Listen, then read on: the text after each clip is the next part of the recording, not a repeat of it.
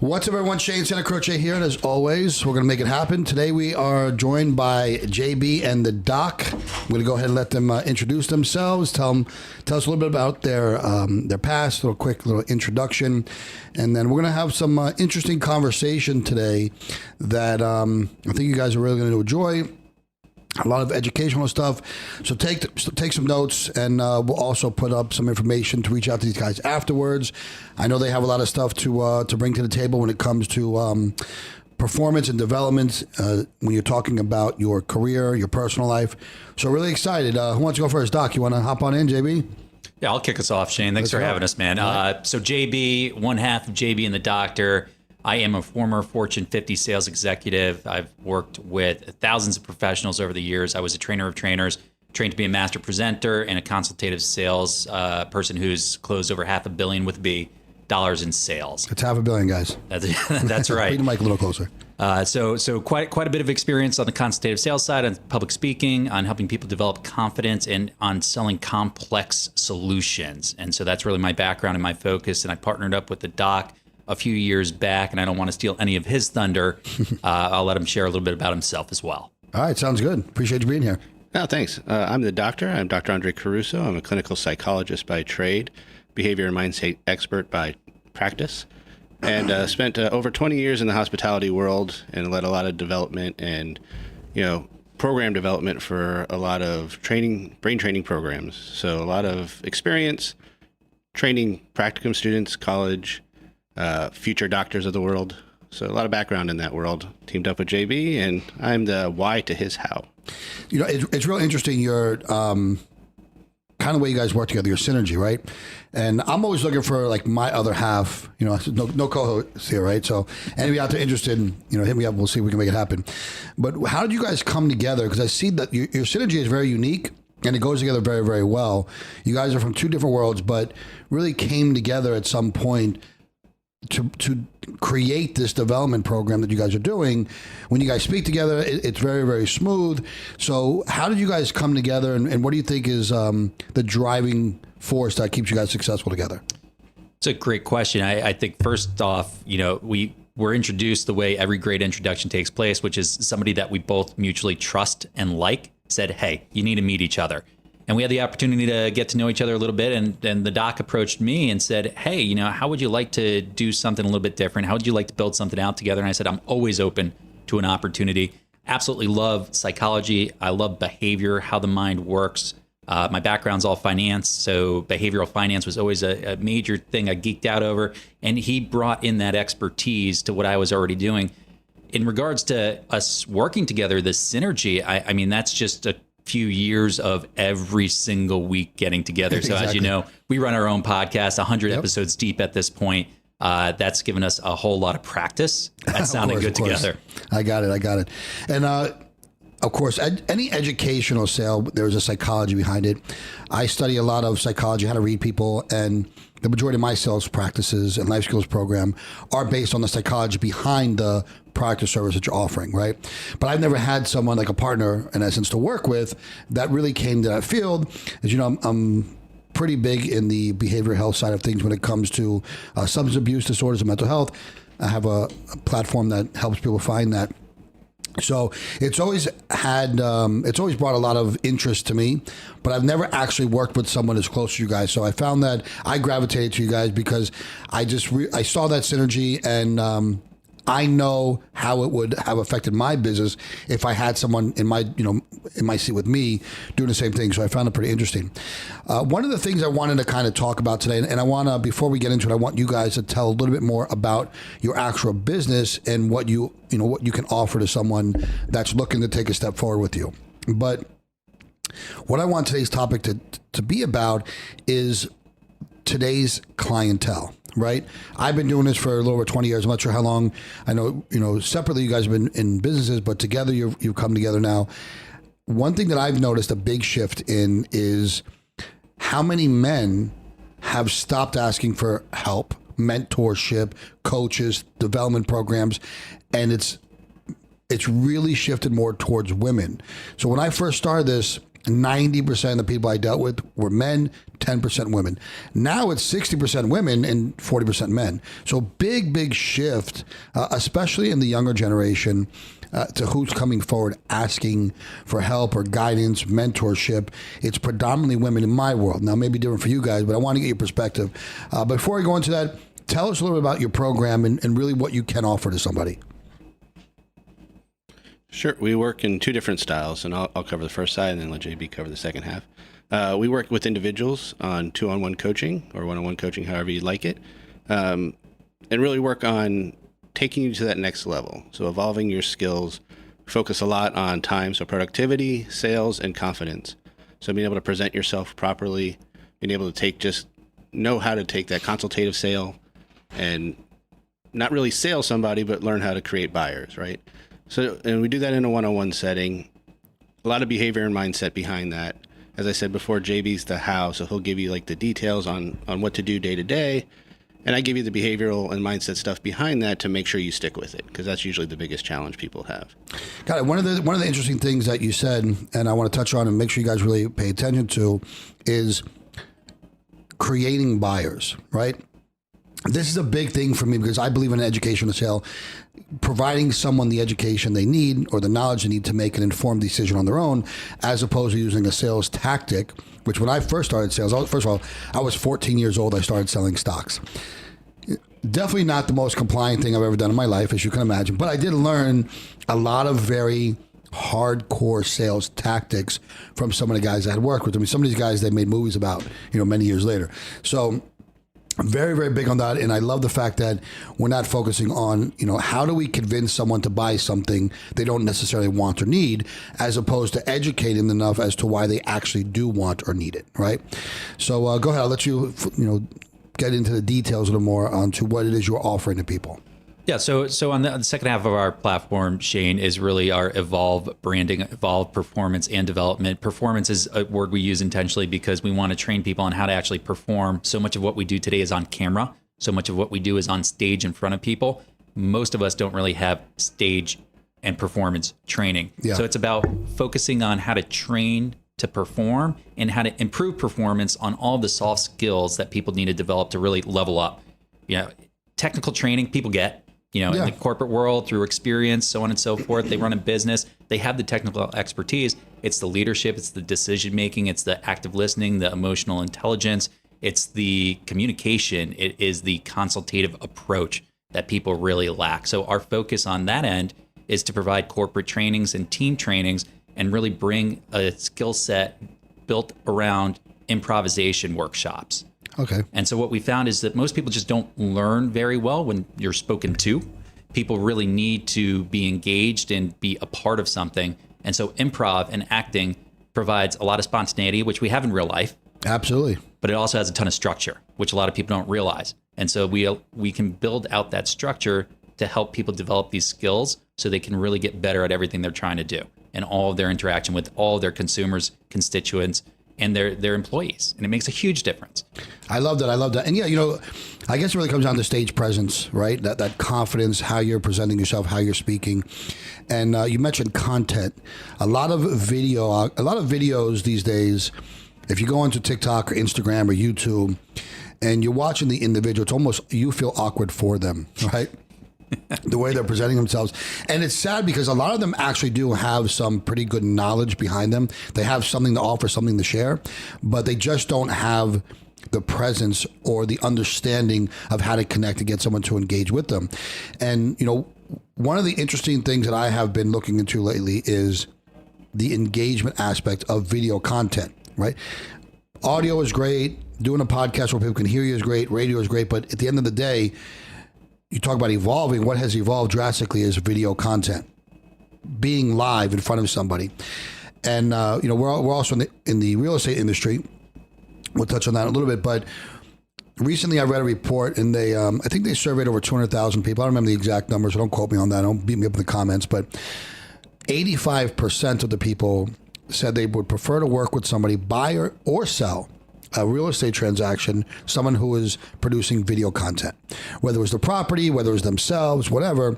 So, and they're doing these research studies now on many industries and realizing that people prefer to engage in video content, right? So if you really don't feel comfortable in front of people or a camera, this is your opportunity to reach out now and gain those skills and understand that you're not born with this innate gift to just be perfect in front of people. It's something to be taught. Now, some of us, we're raised and we just wake up one day and I don't have a problem speaking in front of people, right? Others, it is a skill that is learned and mastered over time. So if you're watching this and you're curious, like, oh, this is not for me, I can't be on camera, I can't be on stage, sales just doesn't work for me, I don't have that, natural born gift. It's not necessarily natural born. It is a skill that even us as professionals, we do this all the time, spoken in front of 3,000, 4,000, 5,000 people before. And I'm still daily spending time educating myself and learning. So it's not too late. It's definitely a skill that can be taught and learned. So reach out and we'll get you in front of the right people to make that happen. And maybe JB and the Doc, their performance and development program, maybe for you. So let's talk about this topic. I want to, tell me your perspective. Are you seeing more male or female? Do you have more of a mix? What's kind of going on in your world?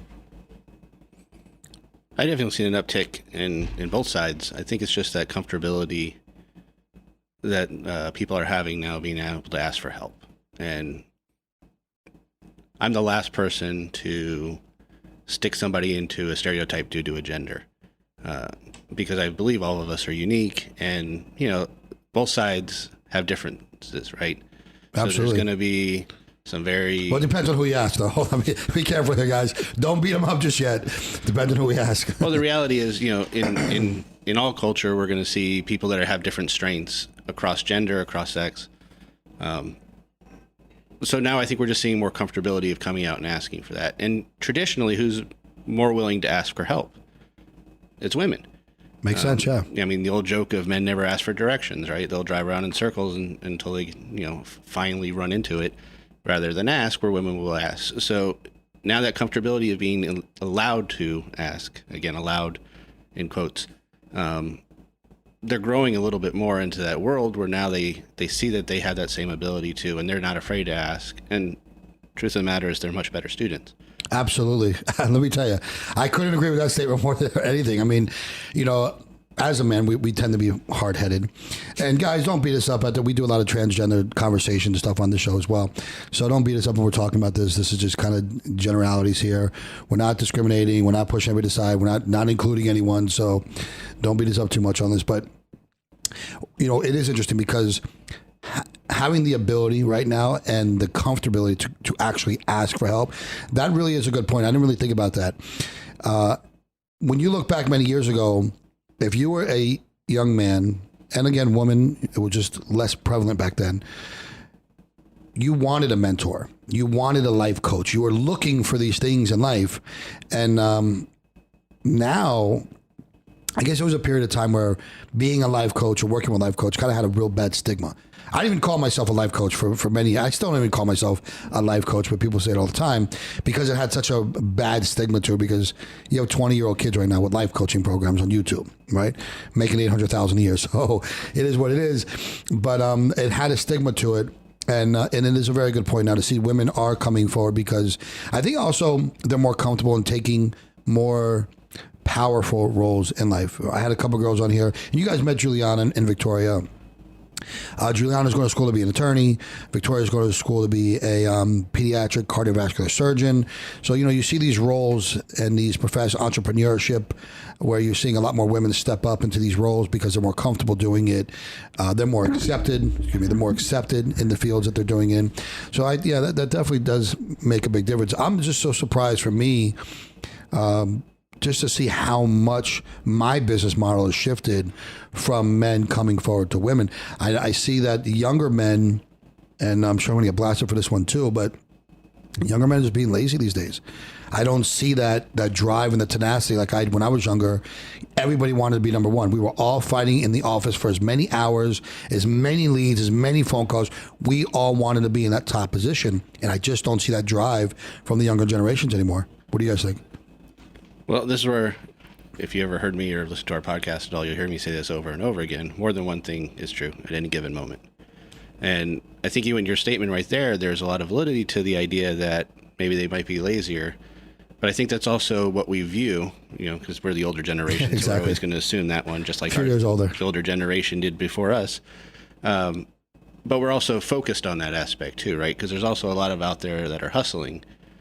But because it is now more broad and there's a lot more access and a lot more people that we can see, we don't notice it as much. So for that, we kind of get that perception.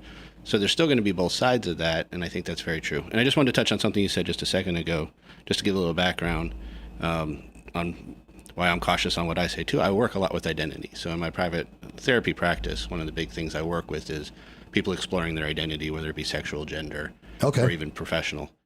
So I'm very cautious and very aware of, which is why I state that statement that we get that stereotype. There is some truth to stereotypes in a sense, but not in the way that we like to think about it. Yeah, yeah. So I also, as you know, not only in the substance abuse world, but I own a management company where I work with influencers and models, and I work with about a dozen transgender women that are models and or actresses. So I spend a lot of time every week just understanding their lifestyle, their personality, what they've gone through, and I've been working now in that community for well over a decade at this point, and I do find a lot of interesting things that are changing now. Again, when we talk about gender, and I don't know if you guys want to talk about them or not, but I do find a lot of interesting changes that have happened with the younger communities versus the older community when it comes to gender, right? Especially the trans community. And to give you an example, not to get too far off topic here, but a few of the older trans women that I work with, they find it very offensive when an individual who did not fully or even begin to transition consider themselves trans, right?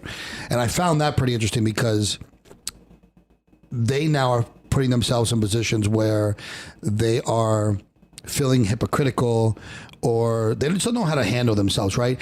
And I don't want to mention the woman's name, but I'm going to give you her story. Maybe you can give perspective, and if she sees this, who knows, might help. She transitioned later on in life in her 50s. She's now over 3 years fully transitioned, hormone replacement therapy, top and bottom surgery. She is effective. She represents herself and is a woman, as opposed to representing herself as a trans woman, right? However, she met somebody. She met a woman, a biological woman at the time, and 3 months before their wedding, she came out and said, "Well, I'm a man and I want to transition." What I found interesting about my recent conversation with her is they had been together now about 2 years, and she said, "Well, they got married." She said, "We've never had sex," and I said, I'm lost here now. Like, you really threw me for a loop on this one. Why not?" And she goes, "Well, I'm not attracted to men, but I felt like a hypocrite if I now said I don't want to be with you because you're transitioning from a female to a male," right? So she ended up staying in this marriage for 2 years, and they just recently parted ways. And I remember I was talking to her. I said, that must have been so overwhelmingly difficult to now feel that you're basically a hypocrite for not wanting to be with someone that you just don't have a physical attraction to. And she's like, "Well, my community, if I say that, I'm in essence a transphobe." So I certainly don't have any degrees as a doctor or anything like that. I just, I'm in this world, and I speak to them often. I try to, give my opinion as much as I possibly can, and honestly, and support them. But is there any advice or opinion you could give to someone going through that type of situation? Sure. So let me start off by, I think the general misconception is because we're usually confused or afraid of things that we don't know. And I think so a lot of people have these misconceptions at the different communities. Really across, and this is kind of what I was saying about business earlier, across all the communities, there's a whole variety of people. Mm-hmm. So there's going to be some in the trans community that are very protective of that label. There's going to be some that say it should be all inclusive.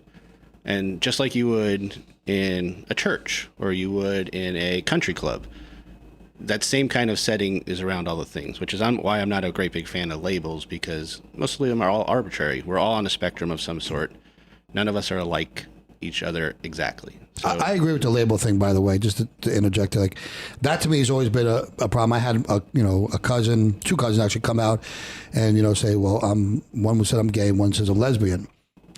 Well, you've been with both. Well, maybe I'm bi. I'm like, what does it matter? Like, why are you trying so hard to fit into a box and have this label with these guidelines tied to them? Like, if you like that person, you like that person. Like, go be with that person. You don't need to find your lane and stick into that very, very particular box and say, well, this is actually who I am, right? So I definitely agree with you on the label thing, but you got to finish. And the reason why people do that a lot of times is we have a society that likes to label. Like, of course. Everything that we do has a label attached to it. Even if you're talking politics, if you're talking anything, you have to have that label attached. And it also gives a sense of belonging. And that's the reason why people like sports teams, why they join groups, is because they want to feel like they're part of that same group. So getting that label kind of gives some of that ease. So I understand why people do it, but it also creates a lot of challenge when there's people that don't understand the differences. So like most things, more than one thing could be true. As far as the story you were telling, it makes sense. So I think the other big misconception that gender identity and sexuality are the same, and they're totally separate. So no matter your gender, you still have your sexuality and what you're attracted to. So that could change, generally doesn't. But if you're switching genders or you're, living the identity that matches your actual feeling, that's going to be different, maybe the sexuality. So when someone does transition, that might lead to some of that change. But that's just like any other relationship. You could be married to your partner, the opposite sex for 20 years or 10 years, and then find out you guys have different interests and you've grown apart. Yeah, of course. Everyone grows over time. There's no different. So I think it gets highlighted because it seems different. But if we go way back to like the Romans, the Greeks, they all interchanged. They all wore the same outfits. They all had sex with each other. Like, it wasn't so much of those labels that we have today. And I think that's what creates a lot of the challenges. Yeah. And like I said, for me, it was just hearing her struggle and her pain going through this process. And now they're separating. She's actually dating a cis woman and she's happy as can be, but I just remember hearing her say, like, to stick in that relationship for such a long period of time and just be miserable and unsatisfied in every sense of the term, because she was afraid, right, of not necessarily, to her own words, not society's judgment, but her own community. And that's what bothered her more than anything, is that she was in fear of her own community judging her and attacking her. And that's the same thing if you think about, how many people know parents that shouldn't have been together for a long time that stay together. Yeah. And they're afraid to, maybe because their church doesn't feel right. Or how many people have stayed in jobs where they're, miserable, but they're afraid of letting their coworker down or their boss down, or they're going to look bad upon by their family. So you see that in all different worlds, exactly the same. That fear of loss. Slightly different, but it's the same idea that it's across all the boards.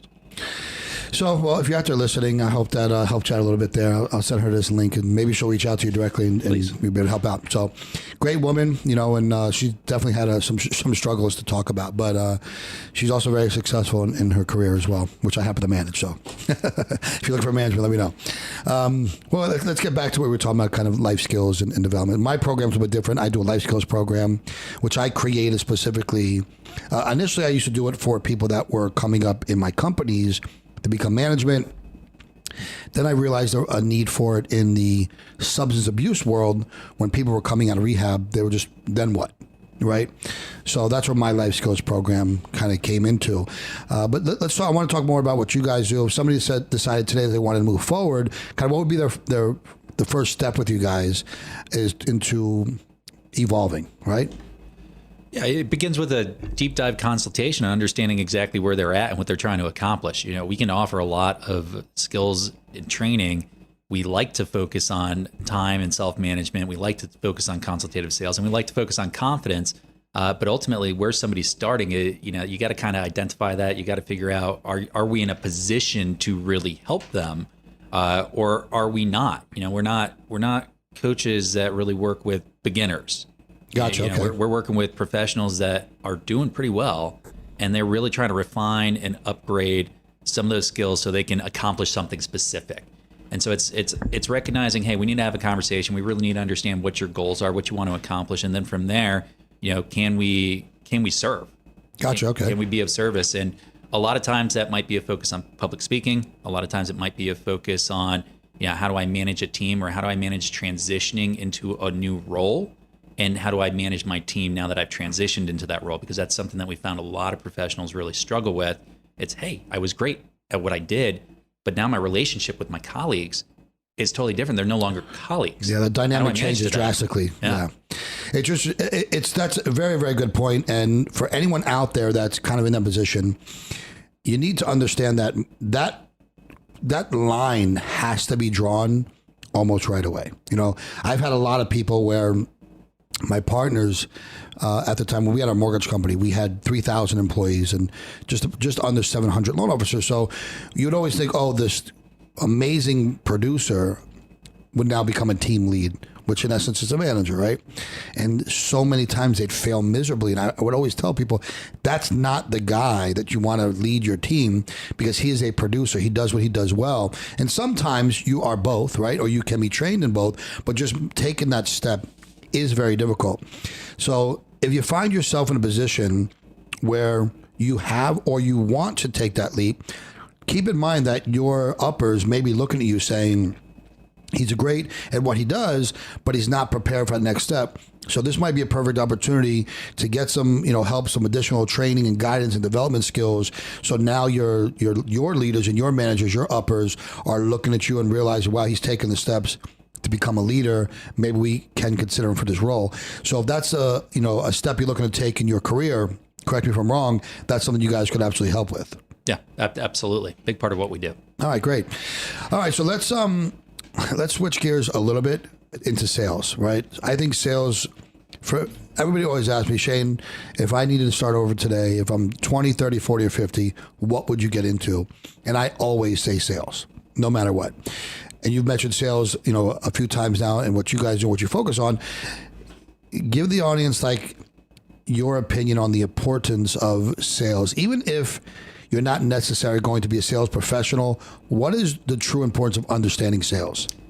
I love this topic, Shane, really, because people miss this all the time, but the studies have been done. 43% of anybody's time is spent on sales on average. I don't care what role you carry or what you think you are in your head, you are selling. Yep. Anytime you want to go to lunch and choose where you're going to lunch, you're selling, right? Yeah. Anytime you got to pick out dinner with your spouse, you're selling. We need to engage and motivate people always. That really is sales. So absolutely. We need to get over this whole selling concept, because there's a lot of negative energy around selling. Yep. And it's because of, I think, some of what you mentioned, those hard sales tactics, that idea of, hey, let me take somebody who doesn't need something and convince them, or, pull the shirt over their head so they buy something from me. Yeah. That really is not sales. Sales is really just need development, understanding what somebody needs. And if they don't understand what they need, helping educate them so they can get some clarity and illumination around that, and then giving them the confidence to make a really good decision. And if you're lined up with the right person and the right service and solution that you're offering, sales is very simple, and it should be embraced. It is. It's interesting, because just so you guys know, we recently met, 2 months ago, one of my events, right? One of the networking events where I was talking about. So we, as you guys also know, none of these podcasts are scripted. They don't even know what we're going to talk about before we get here. And I do this so we have a good, just organic conversation, right? And when we talk about sales, when you're sitting with a true sales professional, you're always going to hear sales is easy, right? It's the individual that has never stepped into that world or doesn't understand what it takes to be a sales professional. Understanding when you're speaking with somebody, what they want and what they need are typically a little bit different, sometimes very different, right?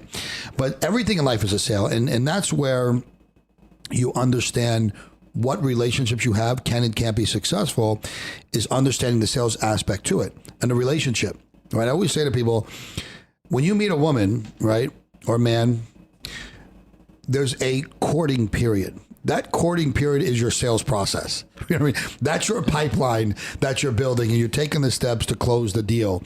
You don't just meet a woman and say, how are you? I'm Shane. I love you. Let's get married. Sign here. It doesn't work that way.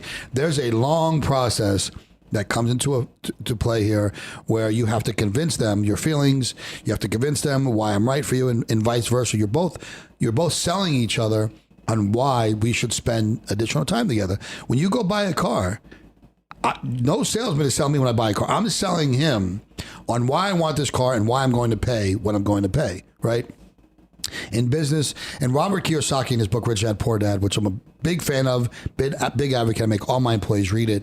He's talking to, I'm assuming you guys read it, maybe you haven't. When he's talking to the reporter, and I always talk about this because it's just so, it's so simple when the way he presents it. He suggests that she take a sales class, right? Because she wants to sell her books or her writings as well as he has. And she gets really offended by this. How dare you? I've got this degree and that degree. I'm this and I'm that. And he laughs a little bit. He pulls the book and says, what does it say right here? And she reads it. It says best-selling author. He goes, so it says best-selling author, not best author. It doesn't matter how good your words are if you don't know how to sell, right? So understanding the importance and value of sales in every aspect of your life, and find a mentor, man. It is a shame it's a shame how much we've all gotten this bad reputation or stigma by being called a life coach, right? We don't call ourselves life coaches anymore, but in essence, we are coaches in many capacities because of the quote unquote slimy salesmen that are, in every industry imaginable.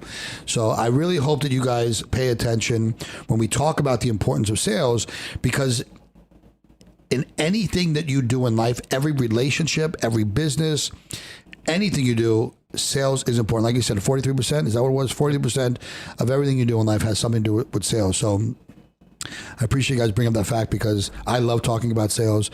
I've learned just about every sales tactic you possibly could.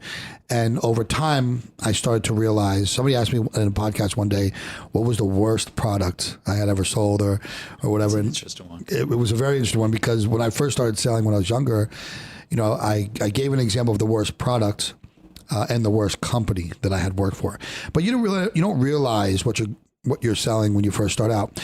But what you said, and I agree with 100%, is once you align yourself with a product or service that you truly believe in and provides a true solution to their problem, sales is so easy. Like you're not going to say no to me, right? And people say, oh, well, because you're so good with your mouth, you can speak so articulate and eloquently.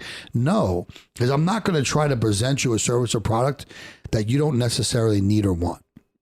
So if I'm giving you that, your only rebuttal really can be the cost, right? What else can you argue? You need this, I have this. How much does it cost? So we just work on numbers, and that's really the end of it. But I don't know. So I wanted you guys now also to have the opportunity to ask me a question while you guys are here. I know you're in the real estate market as well. I'm in real estate as well. Your other business, and you focus, I know, on substance abuse also, correct? I work with some substance abuse, but mostly dealing with business professionals, dealing with stress, anxiety, and of course, identity. Gotcha. So I want to give you both an opportunity to ask me a question about any topic, any subject that I'd be able to answer for you guys, and give the fans a little insight on what you guys want to know. Yeah, that I appreciate that, Shane. We get to run a podcast. We ask questions all the time, so it's kind of fun to come into a podcast that we still get to ask questions. Exactly. This is our comfort zone, man. So I'm curious, kind of where do you see the world of, let's call it life coaching. Let's call it what it is. Let's call it coaching. Where do you see that world developing to? Where do you kind of see it moving towards? Because it has shifted a lot over the years. It's still the wild, wild west, right? Absolutely. Right now, anybody, to your point, I can be a 19-year-old kid on Insta or YouTube or TikTok, and I can have an $800,000 coaching business, but I don't really have substance or real life skills to offer. Maybe I just kind of got lucky, or life just worked out. Sometimes it does. Where do you see this world evolving to? And do you think we're going to start to see a little bit more structure and a little bit more accountability put into place? So, again, I've been doing this now for 20 plus years. And in the beginning, there was a lot of structure because you didn't have the access to get your product out as you do now. Anybody, literally anybody could put together a program overnight, put it online, create an audience. And if you're a character, right? If you have this personality that people gravitate to, it doesn't matter what you're selling, people are going to buy it, right? And it does two things, in my opinion, that are negative. Number one, you're not providing people an actual service. I mean, and again, I love a lot of these kids out there, and I work with them. A lot of these kids that at the very least have good intention and want to provide a service are coming to me saying, Shane, look, I have 100,000 subscribers, but what I'm giving to them is not going to help them. Like, please help me help them, right? So I do see some of that happening, but for the most part, it's just all scams. And the second negative thing is it's creating an even worse image of people like us, right? So that's a negative side. The positive thing is that because so many people are doing it, it is becoming talked about a lot more. So people are, at the very least, open to hearing something, right? And when I say something, pretty much anything. So for those of us that are really providing a true program, true help, true assistance, that are putting the time in to understand and learn why things that we teach work, I think long term it's going to pan out. And I think we're going to end up being the coaches of coaches. That's what's going to end up happening. You were the trainer of trainers, right? Right. I think we're going to end up being the coach of coaches because they're going to have to provide something because the clientele is going to be falling off and coming to us anyway. So if they're going to want to stay relevant in the industry, they're going to have to get somebody, again, there's a 22-year-old kid that I work with, and he's a life coach, and he has a ridiculously large following on YouTube. I mean, the kid's got 300,000 subscribers. And for YouTube, that's massive, right? Millions of people on TikTok, millions of people on Instagram, and he's making a ridiculous amount of money right now. But he just goes around and travels and parties and puts up these amazing videos, right? But he knows he's not providing anything. Nothing that would help someone because he is that 0.001% that people happen to gravitate to. He put up a couple of videos that went viral, and now he's widely successful. But he's a very good kid, and he really does want to help and provide his audience. So, he came to me, we're working together. And then he referred someone else and someone else and someone else. So I think where this industry is going to go is the professional environment, right?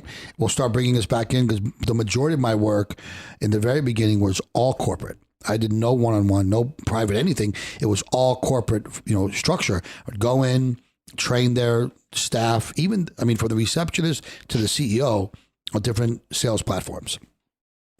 And I think the corporate stuff will still kind of keep moving along, right? Right now, it's probably maybe 20, 30% of my business. I think it will kind of stay there.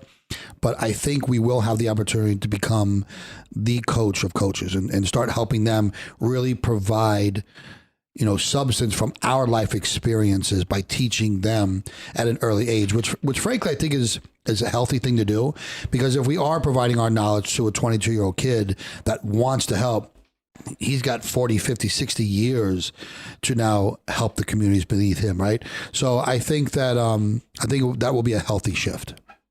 So, can I add to that? I think as a therapist, I was one of those very cautious about the coaching world because a lot of what I would see coming in for people that were going for coaching without any experience at all and actually doing a lot of damage, especially in the area of like addiction or anything that has more of a serious connotation to it.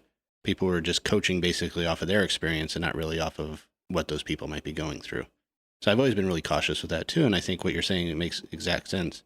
And just a warning to anyone that might be listening is to make sure, just like anything else you do your due diligence to make sure who you're going to work with actually has the experience in what they said they're going to do and has some qualifications behind it. Yeah. And what I find interesting is that, and very difficult for people, is that I could spend the next 30 days creating a profile around anyone. Instagram, TikTok, Facebook, YouTube, press releases, you name it. And then somebody does research and they say, oh my God, they see all this stuff. They think is great. So you can't just take it at face value. You really have to get with them. And if a coach or mentor is not willing to spend time with you one-on-one where you can actually speak to them, move on, guys. Yeah. And look, obviously I have video programs that you can join up and sign up and learn from. But ultimately, if you're looking to truly grow, you need a mentor that you can speak to at least once a week for an hour. All right. Maybe it's in a group setting or a Zoom call. There's a lot of different ways to make that happen, but you should get real FaceTime. And, now with AI, what I'm seeing now is that you can literally record yourself saying so much. And during even these group calls, because I join a lot of them to see, what people are doing. And I joined this one, and the kid's talking, and he's actually responding to questions, right? But then I started noticing like little glitches. So when I went back to the recording, and there was just someone in the back end, every time they saw a question, they would just click a response, and then he would just go right into it. It was all pre-recorded. That's crazy. But the AI was so good. I mean, I was impressed. The AI was so good that this kid wasn't even on there. You know, he must have just spent 15, 20 hours in the studio recording every possible, question. And some of them he just couldn't answer, so they would just keep going in the chat. But you got to be very, very careful. Do your due diligence. If you are speaking to someone or looking for coaching when it comes to, like, let's say substance abuse or any kind of mental health issues or anxiety, which even me personally, I've been in that industry for, 20 years. I'm not a doctor. And I'll tell you firsthand, like certain things I just can't go down that path with you, especially if you're dealing with certain types of trauma, things of this nature. I put together a life skills program, right? Based on my experience and knowledge that I've had working with, literally tens of thousands of people that were struggling. But there's always a line that has to be drawn somewhere. So understanding qualifications is extremely important. And that's something you can verify. If somebody is offering substance abuse, a therapy or help with anxiety, or even, even a professional coaching course, if they're 22, 23, 25 years old, what could they have really done in life that they're going to pass off to you? And I'm not knocking you young guys out there. Like, I understand you're hustling, you're doing your thing, but understand your line as well.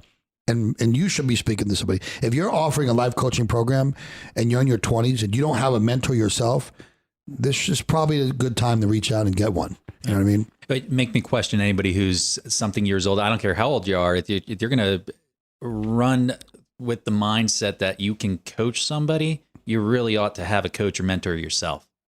It should be a part of it, right? That should be a part of the value system. That should be something you believe in. Shane, I love what you said. I'm going to go back to it. It almost brings us full circle to what we talked about early on. The first question you asked is, how did you guys develop the synergy? How did you meet? And it was from somebody that we mutually knew, liked, and trusted that introduced us. And I think so often when we're talking about coaching, when we're talking about programs, professionals, one of the best ways to vet it out, to make sure you're not running into that experience, is to be introduced to somebody by somebody like, and trust. Absolutely. As opposed to somebody finding you, have somebody make an introduction. And maybe that person isn't the right person for you to work with, but at least they have been pre-vetted already. Yeah. You at least have something to go back on, right? Yeah. Some way to say, hey, look, give me some level of understanding of their experience or why you like them, why you go through that, work with them. And, someone like me, again, the majority of what I teach is based on experience. I typically tell real life stories. I don't say, oh, this guy told me about this guy. Everything I talk about, you see, is from my own personal experience.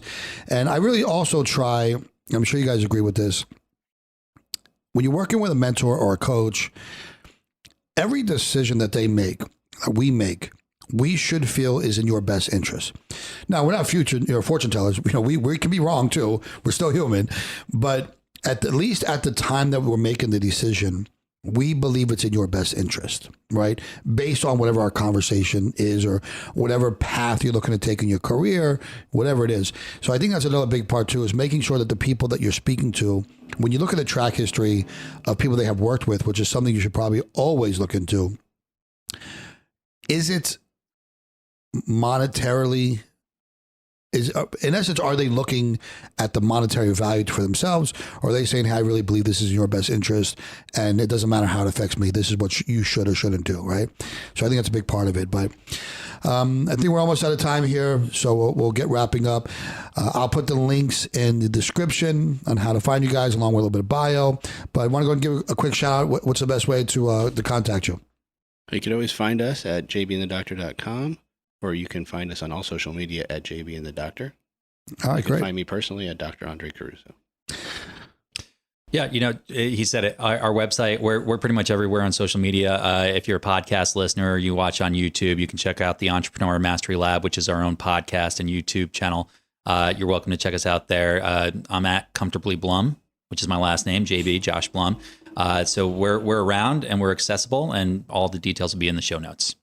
And we talked about your other business as well, but you're also a realtor. You want to give a quick little blurb about that? Well, I'm not a realtor. I'm a specialized loan officer. So it's loan officer. I'm sorry. Yeah, Yes. that's all right, Shane. I'm hyper focused in the loan officer space. I'm a reverse mortgage specialist. So while I'm licensed to do all sorts of loans, I only do one and one type only. My background's all financial planning, retirement income planning specifically. So when I moved to Florida about 4 years ago, I chose to specialize and marry into a service that most financial professionals need when they need to get creative for their clients, but they don't typically have a good professional that they can count on to utilize. So it allows me to really bring to service something that financial planners and retirees need, that they have a trusted source they can get it from. So that's my other business. I have a lot of fun with that. I close a lot of volume for my industry. Yep. I'm certainly in the top percentile on what I do. And a large part of that is because I recognize it's about helping people. And I'm pretty quick at identifying who I can help and who I can't help. And I don't want to spend my time with who I can't help. Absolutely. And you mentioned that now with both your businesses, and I think that's so important, is understanding what value can I bring to you, if any at all, and that's how we decided to move forward. So, if you do want information about reverse mortgage, I know they had a bit of a negative connotation for a little while there, but I think the industry has changed a lot. So, if you're looking for information about reverse mortgage, don't count it out. Reach out to Josh, and he'll be more than happy. Again, I'll put the link in the description below. On that, guys, I appreciate you guys, JB and Doctor. It was fantastic. We're having you guys like, subscribe, go check these guys out. Let's make it happen. Shane, thank you. Thank you.